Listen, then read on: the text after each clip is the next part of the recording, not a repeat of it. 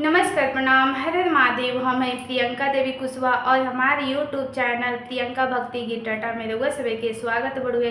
रउआ सभे के बीच में बहुत प्यारा सा, बहुत सुंदर सा देवी पचरा गीत हम लेके आ गए बनी। गीत के पूरे जरूर सुनम जा, वीडियो को लाइक शेयर जरूर करब जा। अभी तक ले चैनल के सब्सक्राइब नहीं किया कैले तो चैनल के भी सब्सक्राइब जरूर कर ले आप जा। कमेंट बॉक्स में लिख के भेजम जा जय माता दी। गीत के कहाँ से सुना तनी जा, तो चलिए रउआ सभे के हम गीत के सुनावत तनी। हाथवा के लिहाली मैया सिका के बढ़निया हो बहारे लगली ना।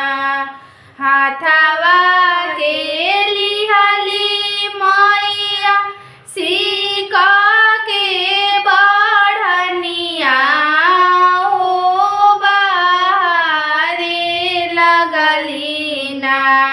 मैया घानी फूलवरिया हो बहारे लगली ना।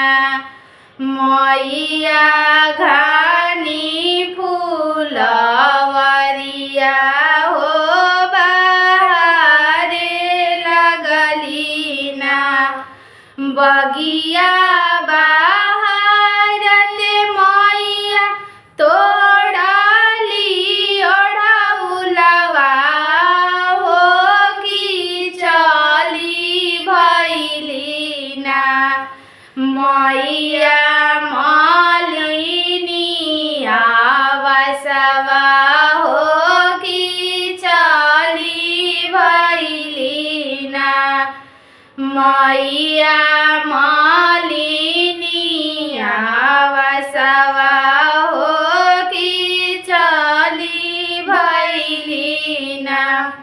गोथी देहूँ मालिनी हमारो ओढ़ल हरवा हो कि उहे पहिरी ना।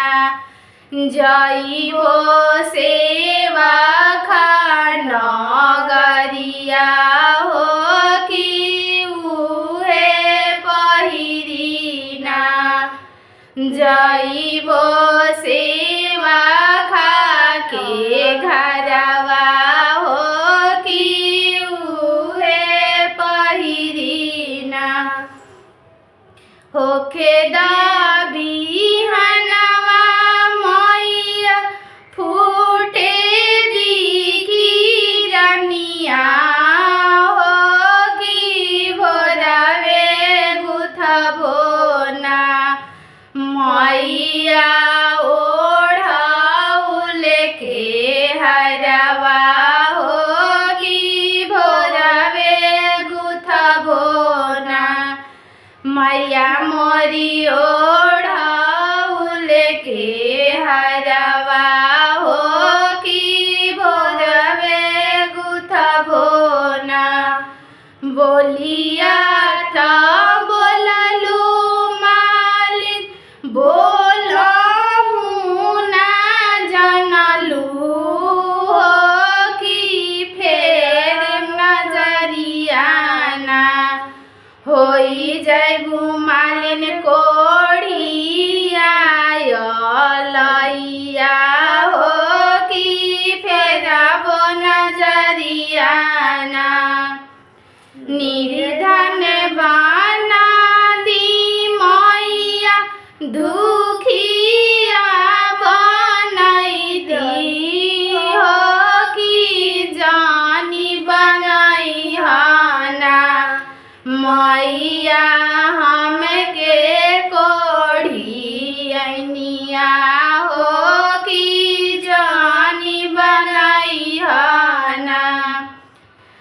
तना बचन मालिन सुनही ना पवली हो कि गिरी पड़ली ना।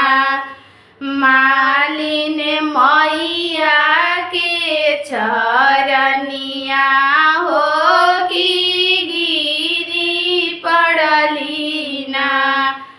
मालिन मैया के चरनिया हो कि गिरी पड़ली ना। एक बेर गलतिया के माफ करी मोरी मैया हो कि हाली हाली ना। मालिन गूथे लगली हरवा हो कि हाली हाली ना। मालिन गूथे लगली हरवा हो कि हाली हाली ना।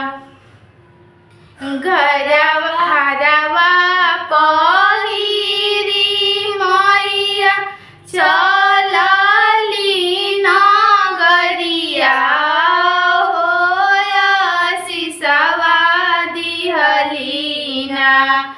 मालिन रहो कोखिया जू